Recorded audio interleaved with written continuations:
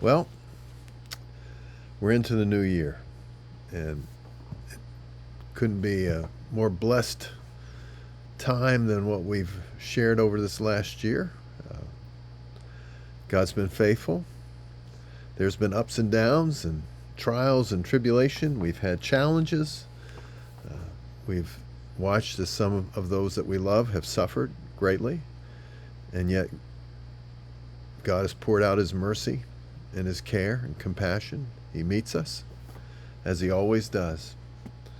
And that's why we can look forward to that in 2025.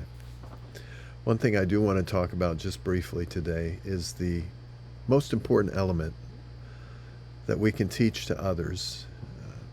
It's not accomplishment.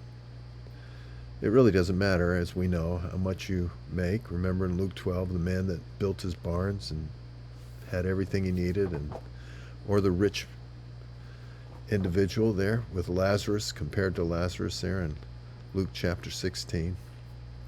It doesn't matter how much you have or how much you achieve or any of those things. Character matters. This is why the Word of God says Lord says, give me your heart in Proverbs 3:5. This is why when David was chosen, Samuel was told, don't look at their outward appearance. It's not what you might think they can achieve. Remember, Saul, the king, was head and shoulders above the rest. He was a person that stood out, that everyone would think could certainly be the king. Not David, just a child, a teenager in many ways, just a faithful young man. And God chose him. So as we go into this next year, let's put one thing ahead of everything else. Let's exalt character, living faithfully, doing good, treating others the way you'd want to be treated. That's the golden rule. Loving one another as Christ has loved us. Forgiving because we've been forgiven. Being merciful because God has poured out His mercy on us.